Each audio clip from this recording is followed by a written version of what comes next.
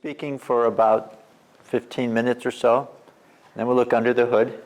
Alec has been very brave and courageous to allow us to watch his brain waves. His eyes are open while he's practicing TM.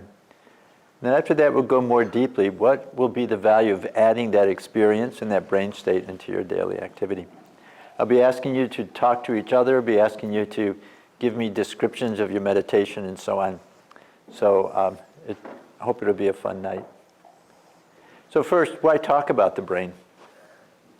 Because the brain is the interface between us and our world. Right now you're seeing me, because light's coming into the eyes, going into the sensory organs, sensory cortex. It's the ringing in the brain that lets you know that I'm here. And the key thing about this interface is it's not a crystalline structure, it's not a rock. It's more like a river, it's constantly changing. Let's just see how much it changes. What we see here is a single cell. The little square down in the corner here was the cell body.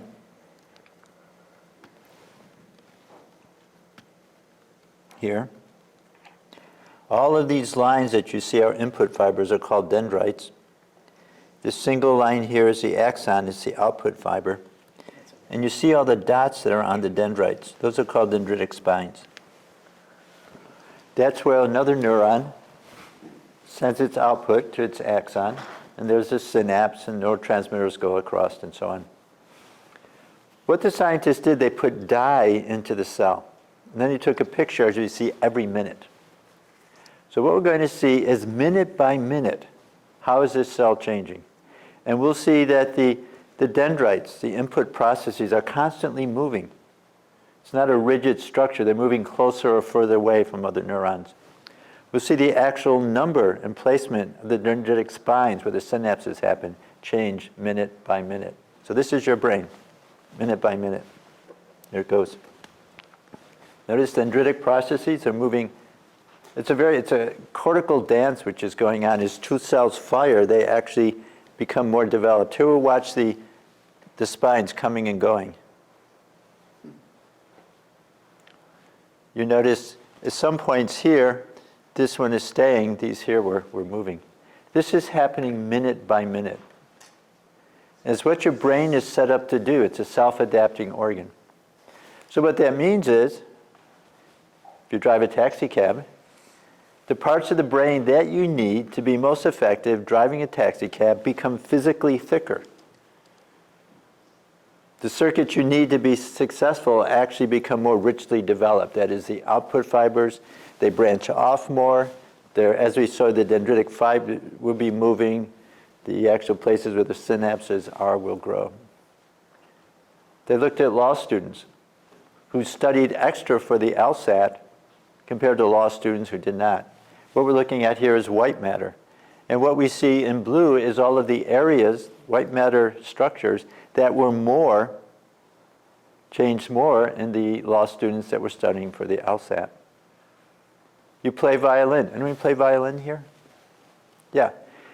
If we looked at your brain, how your brain registered your left hand, it's 8 times larger than how it represents your right hand.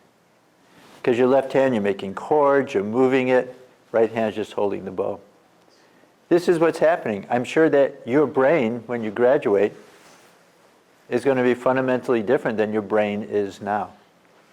There's a lot of maturation going on, yes, but where you're focusing, your understanding of the world. Now this is probably bringing up in your mind, well, this is interesting. What is my TM doing? Because that's another experience. What is the nature of the TM experience? So here's your first task. Think for a moment, describe your deepest experiences during TM. And just 1 or 2 phrases here. I'm going to be putting them on the board. Okay, fire away. Some adjectives. Your deepest experiences.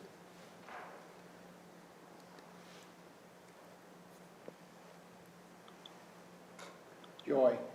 Joy. Thank you. You got to say something, otherwise we'll be here all night.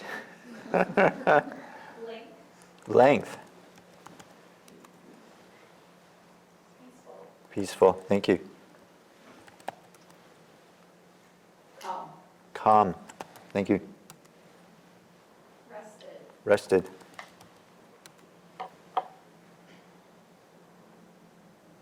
Excuse me. Let's get a couple more.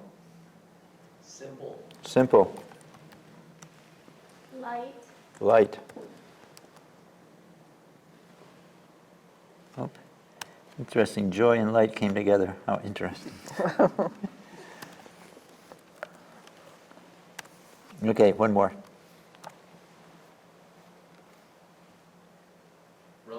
Relaxing. Good.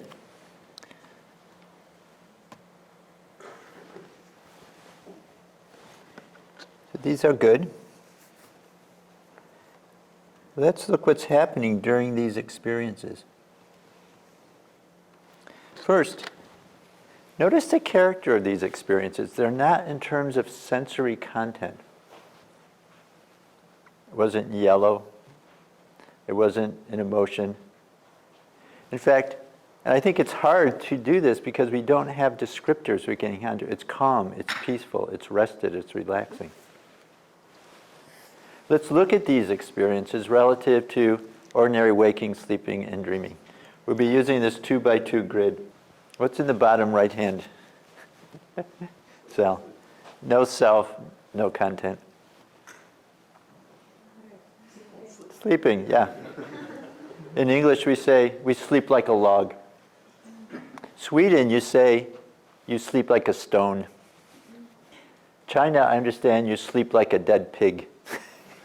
All of these descriptions are getting at, there's something which exists, your body's there, but you're not actively interacting with the world. No content, no sense of self. How about this upper left? Yes content, yes sense of self.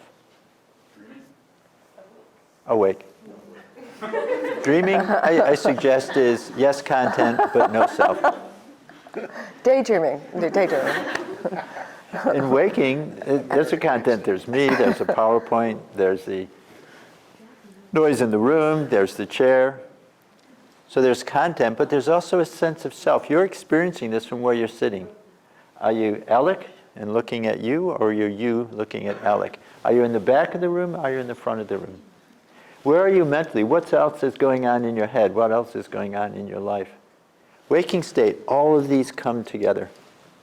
Dreaming, we have strong visual images. Typically, if there is a sense of self, it's very fragile. So it leaves this cell here. Yes, sense of self, but no content.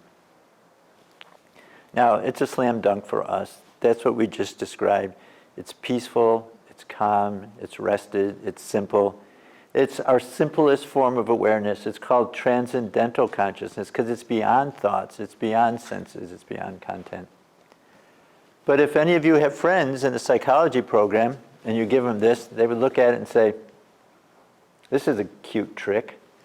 You have this 2x2 grid, so you have this cell here, but it's not real. And they'd say, how can you be aware of yourself? Self, yes. But you're not aware of the fact that you're the core of experience. Or if you're not aware of this inner-outer dichotomy, I'm here and the world's changing out here. Now, if you think a moment, they're describing waking state in which they're mixed up. This experience here, this is the simplest state of awareness. As the thoughts are becoming less predominant, inner silence, inner relaxation, inner easiness, inner simplicity is growing. Now notice what this experience is. It's not altered waking. It's not special sleep. It's fundamentally different.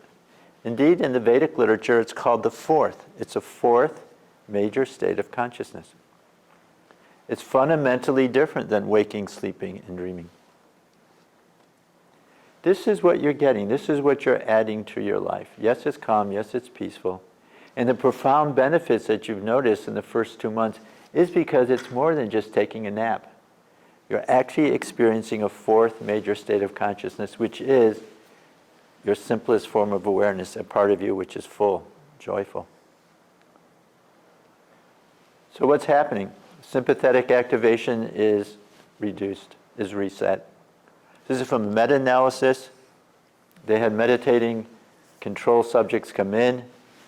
Just coming in at baseline, they found those practicing TM already had lower skin conductance, plasma lactate. And if you probably know these are direct measures of sympathetic activation. Also, breath rate is lower. And then people practicing TM meditated again, just like we did 20 minutes ago. And what's found is skin conductance goes down even more. Plasma lactate goes down even more. This is your ace in the hole. You go into your 3-hour exams and everyone else, sympathetic activation is very high. Because of that, frontal lobes are offline. They can't have access to all of the cramming that they've done throughout the night. You're ace in the hole. If you meditate before the exam, this is going to happen. You're going to turn down sympathetic activation. You're going to have access to all the knowledge you've gained. So this is one thing that's happened by taking the mind to this fourth state. Questions so far? What else is happening? Let's look in terms of the brain. To understand this fourth state in terms of the brain, we have to understand, so this is a thalamus, the core of the brain. There's two different circuits that go through the thalamus. One is from outside, one is from inside. From outside, content, eyes, ears, touch, taste. Comes into the thalamus, specific nuclei, the sensory nuclei.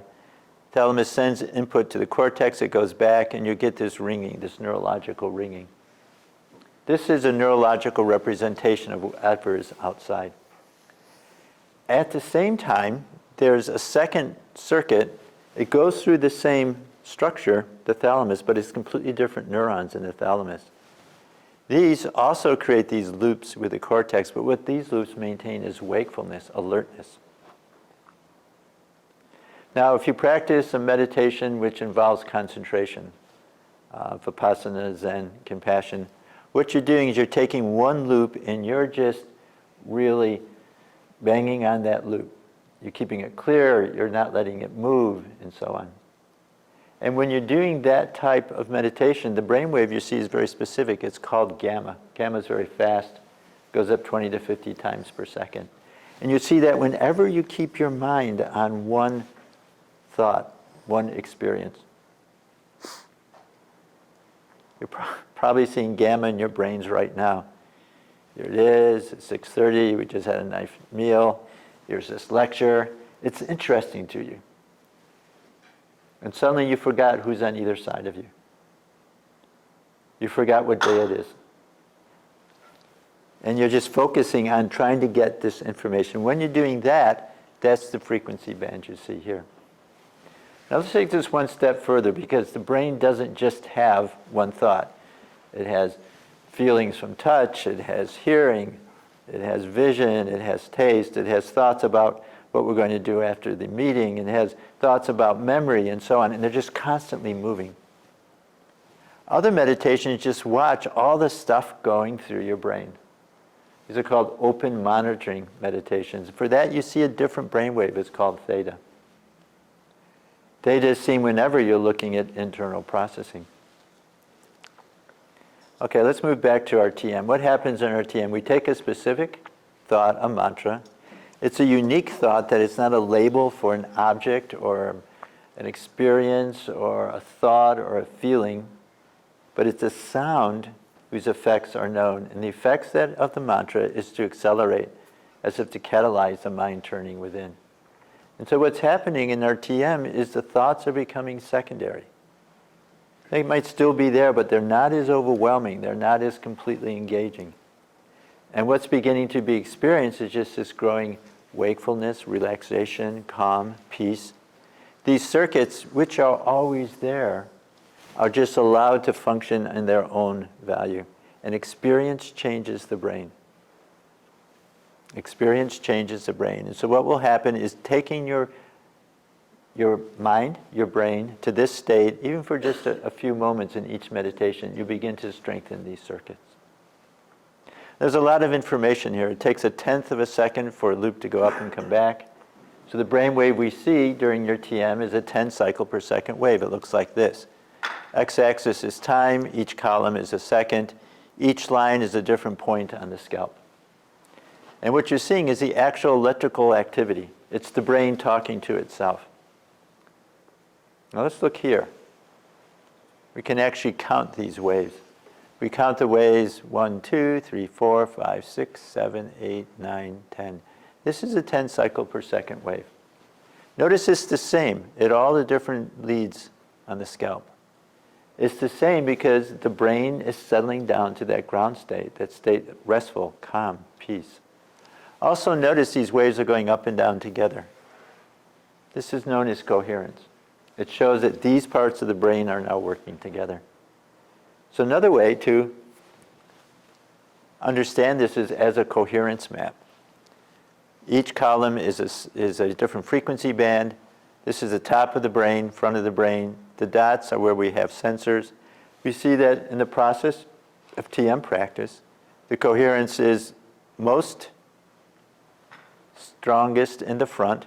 It's symmetrical left to right, and it extends from front to back. These are those wakefulness circuits. Okay, everything clear up to this point? So this is what we're adding. So let's look at these. Let's look under the hood.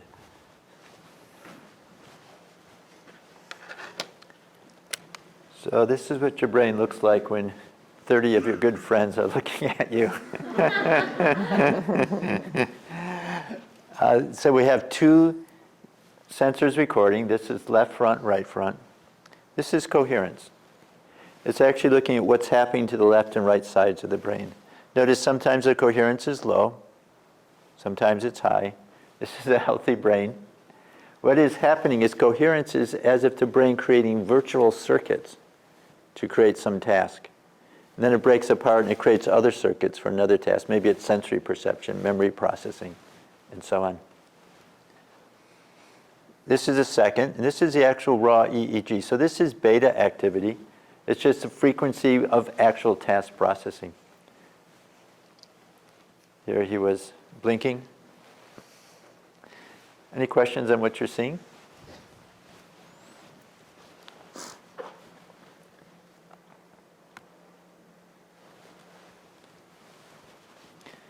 Okay, so what we'll be doing is we'll be asking Alec to close his eyes and meditate. We'll also close our eyes. What I'm going to be doing is recording it, and then we'll open our eyes and we'll watch the recording. That's a little bit better than staring at him while he's meditating. So everyone will close their eyes. We'll begin our TM practice. Don't mind the time.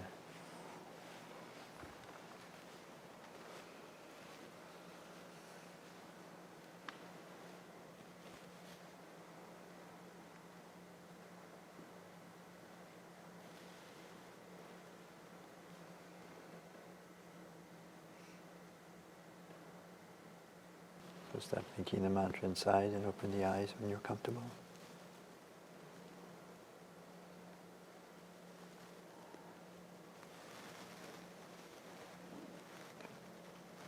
Excellent.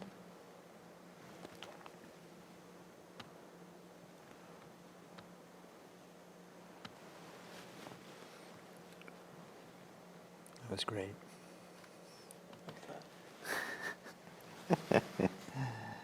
So let's see if we can tell when Alex started his TM practice.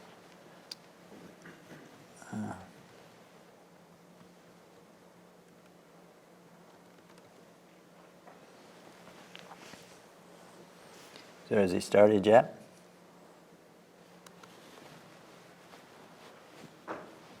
Yes or no? Can everyone, No! Good for you. Everyone can't hear you, Fred. Okay. Thank you. So it's not, and how we can tell, notice the coherence is highly variable. Notice also the brain waves are very fast.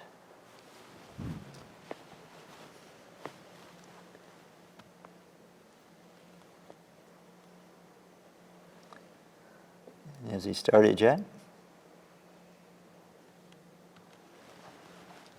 No. Again, this healthy change is what you would expect. Tension going out, taking in some information, going back inside, and so on.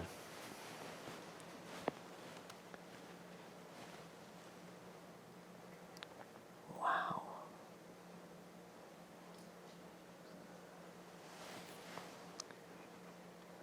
Has he started yet? Yes.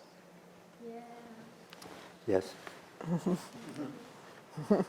So here's beginning. Notice how the EEG has changed dramatically. This is alpha activity here. This is the first half minute of meditation. You sit easy. So the coherence goes up, it goes down. It's a transition period. And let's watch what happens as he continues to meditate.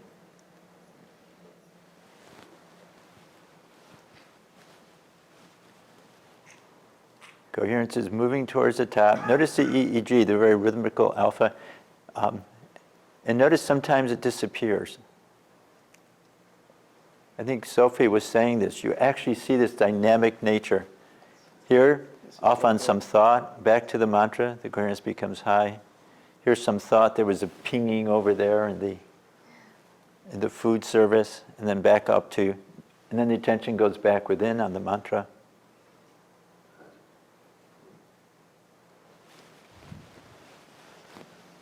That's a healthy brain. It sure is.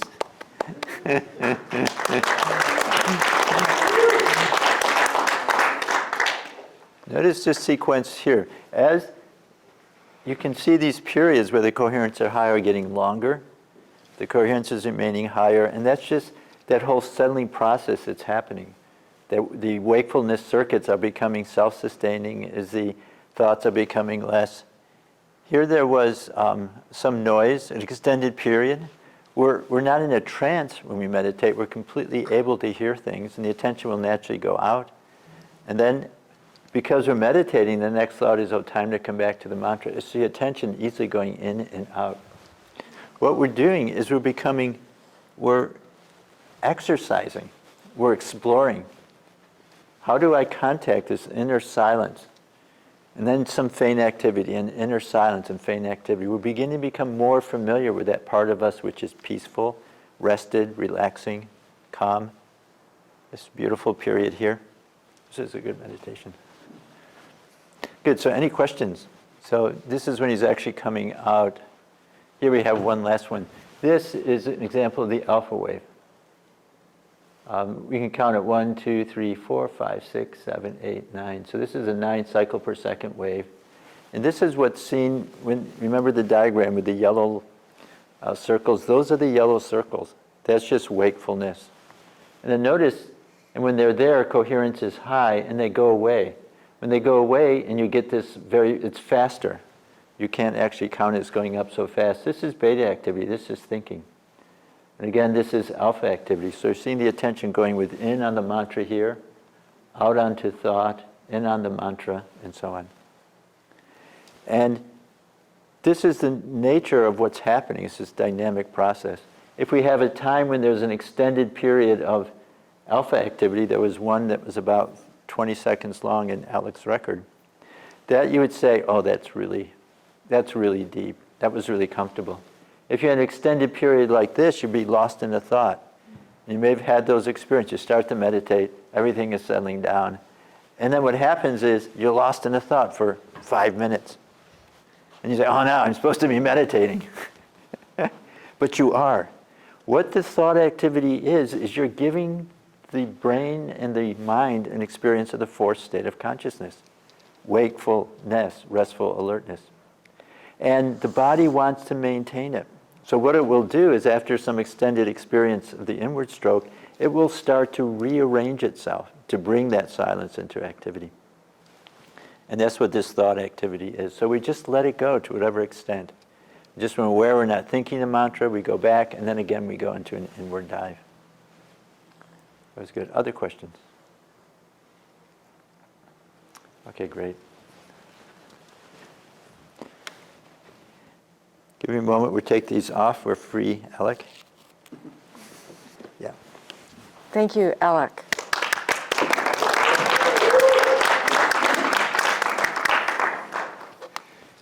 So let's just look what's happening. At MIU, all students learn Transcendental meditation in their very first course. I got in about a third of students, MIU, Marshall International University, a third of students come there, they haven't learned to meditate yet. So I got them, looked at their EEG during eyes closed. They were trained in TM, and then 2 months later, we looked at the EEG. High coherence is all those alpha bursts that we were seeing.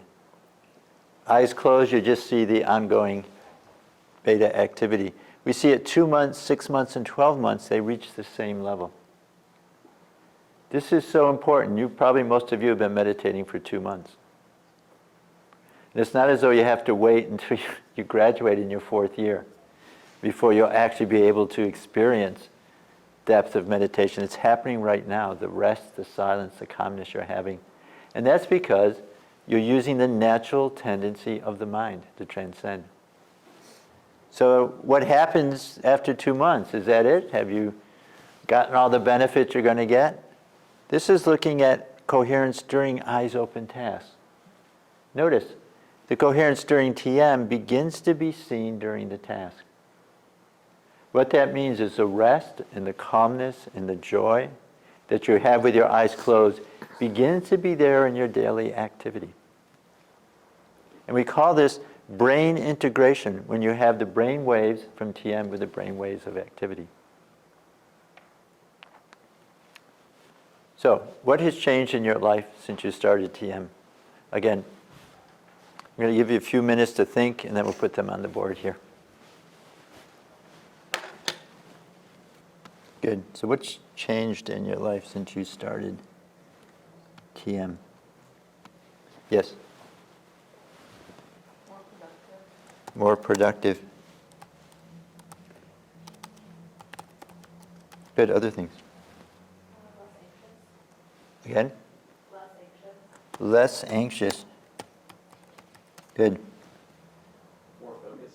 More focused. Better sleep. Better sleep. Boy, that's so important.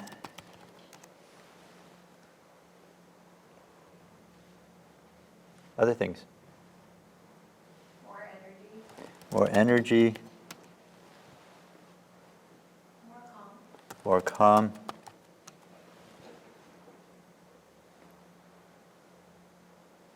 More intelligent decisions. More intelligent decisions. Okay. Now, what do you notice on the left that's on the right? Anything? Yeah, calm is calm and calm. Yeah, other things.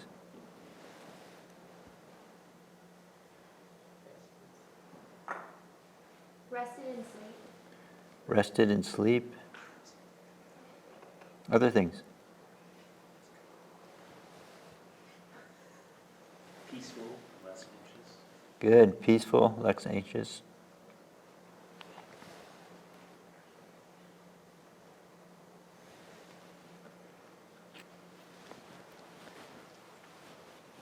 I bring this up because it's fairly not immediately obvious. You close your eyes, you transcend, take it as it comes. You open your eyes, you forget the fact you're meditating. You dive into class, you dive into your labs and so on. Then again, you meditate.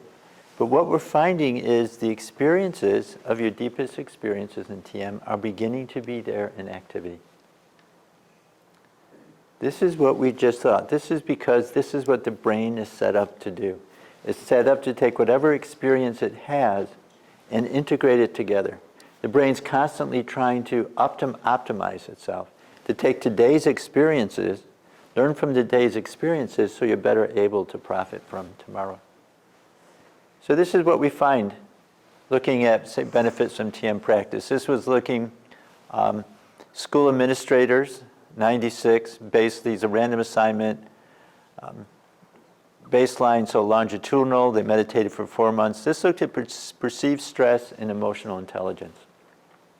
Perceived stress is a very important measure because stress isn't something that's out there waiting to come in here. It's not sort of lurking around the corner. Stress is how we perceive the situation. If you perceive your medical education as stressful, that's how the body's going to respond.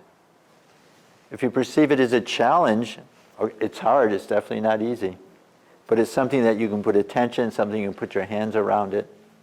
Then you respond in a different way. And in studies at school administrators, we looked at cadets at Norwich, we looked at adults working San Francisco, we all find decrease in perceived stress. It's such an important point. Part of this is sympathetic activation is reduced. Part of this is you're getting more calm, more rested, more simple inside, so you're able to deal with the outside world. Emotional intelligence is higher. Another study looked at fMRI and a number of psychological measures. Insomnia, depression, anxiety, perceived stress, again, baseline, random assignment, and then we have 3 months TM practice. And they took all of the measures and they did something called factor analysis. Factor analysis takes many different test instruments and it tries to group them together. And they found that these group together insomnia, anxiety, and so on. And this was the first factor, and this significantly reduced in the meditating individuals. And this is what you reported, you're less anxious, you're more calm. It's very real. They also looked at what's the relationship between brain functioning and the psychological response. And they found increased connectivity in the brain was correlated with decreased stress and so on. This is how it's happening. The benefits from TM are happening because the brain is being cultured. This last one is for nurses. And this is important because you're helping professionals. You need something to take care of yourself. You're giving 100% to others. You need something that will give back to you. And this is what your transcending will do. Compassion fatigue, decreased. Or compassion satisfaction, the opposite, increase. Burnout, secondary traumatic stress, decrease. It's a shield for you. It's an important shield to help you continue to be the best that you can as a physician and to continue to enjoy life fully. Okay. A reflection. How will TM practice affect your medical career? I'd like you just to turn to each other and speak, and then we'll speak to the whole class. Okay?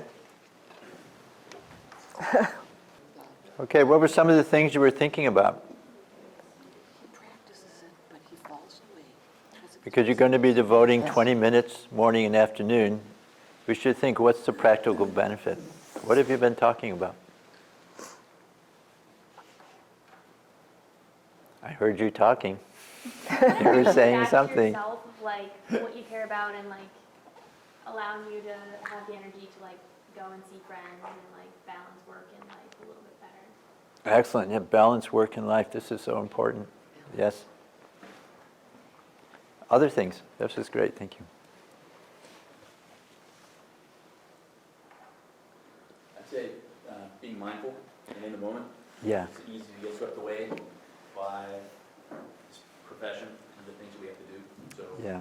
being able to center. Yeah. And able to be centered without doing. It's not doing centered, it's being centered.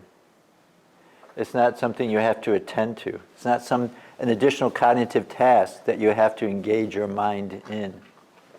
But just being centered, you're more calm, you're more peaceful, you're more rested. Why?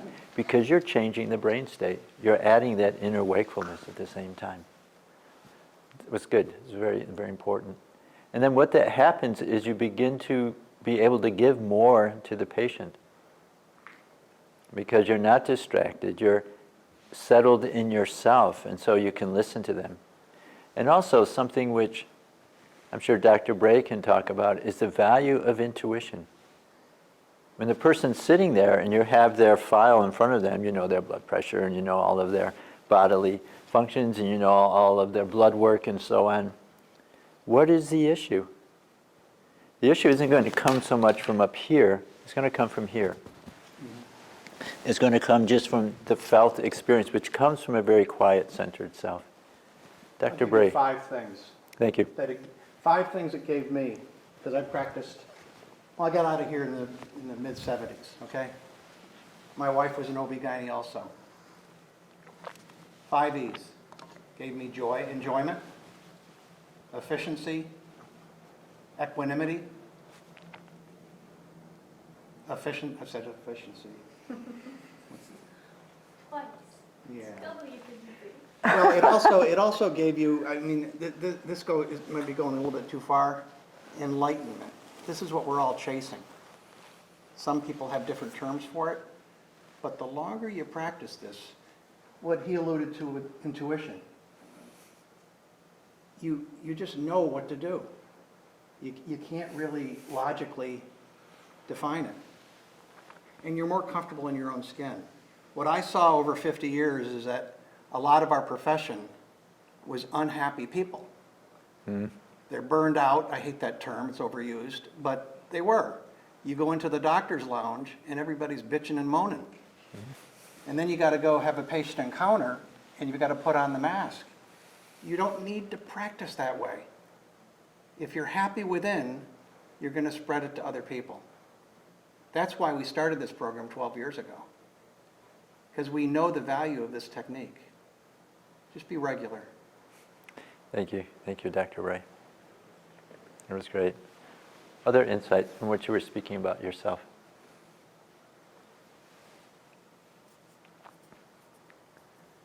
Okay, last row. What were you talking about? I saw you talking. You were talking about being like very calm under pressure. That's so important. This is a difference between challenge and stress. Being calm under pressure allows you to keep that broad awareness. And actually the brain is different. Under challenge, the brain stem activates the brain with noradrenaline. Your perception is sharper under challenge, and also you're processing information, you're moving it through the frontal areas more quickly. When you're not calm under pressure, that challenge turns to a stress response. And frontal lobes go offline, you lose the big picture, you lose the ability to be in touch with your fine level of feeling, and you're just really lost into the moment by moment. So that was good. Okay, one more for the next row down. What do you say? What were you talking about? You talked about being adaptable when things don't go your way or according to the plan that day, and being able to navigate that efficiently. Fantastic. Can you repeat that, Fred? We didn't hear. I'll try. He said it so wonderfully. Being adaptable. So you come up with a plan, and the plan doesn't go the way you want it, but it's fine. You go with it.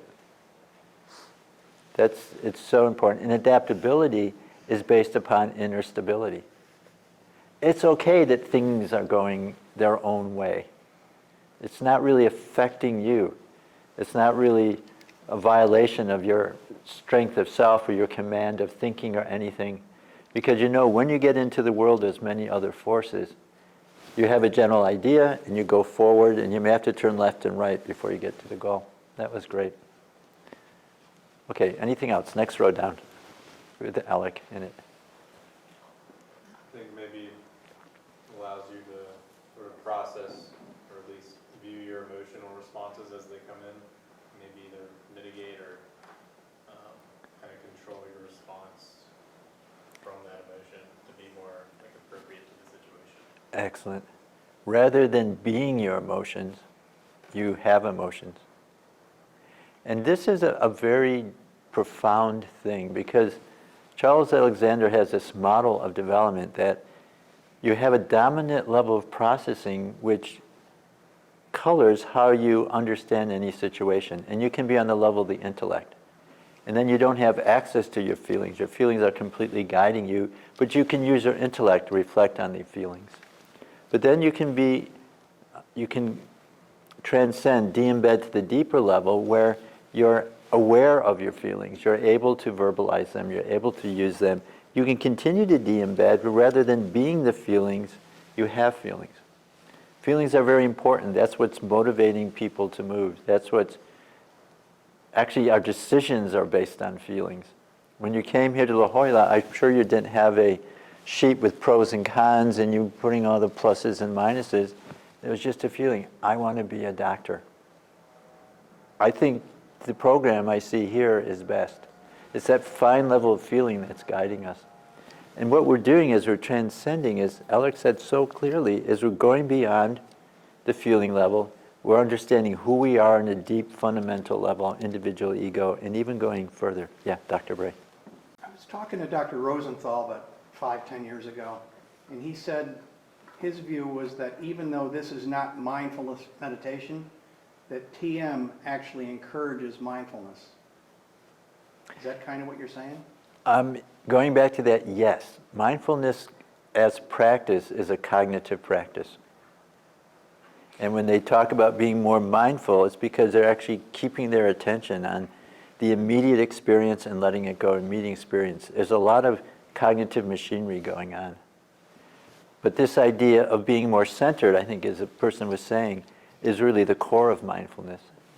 That you're not caught up in the activity, so you're able to be with whatever is going on. You're not so affected by past experience, so you can deal with the situation as it is.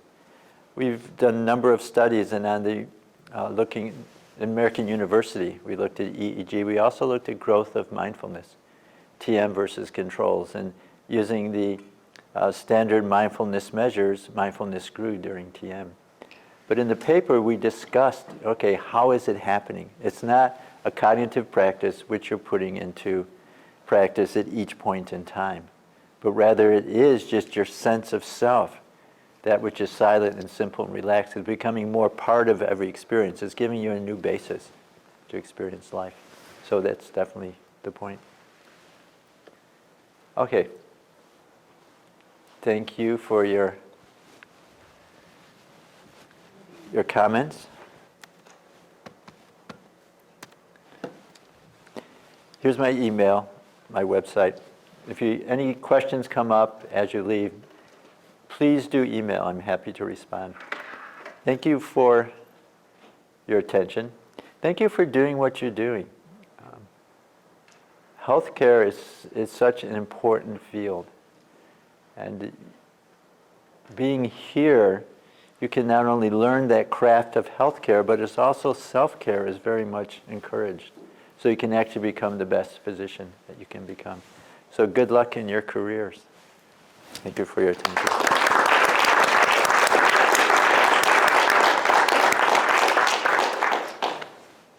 Turn it back to you, Colin. He makes the complex simple. Dr. Bray says he makes the complex simple. I think we all agree. Yeah. And thank you so much again. And please be in touch and let us know how you're doing. And we'll come and visit with you and do some group meditations between now and the next class, which is on the 31st of January. Okay. Wow. That was very good. Always is.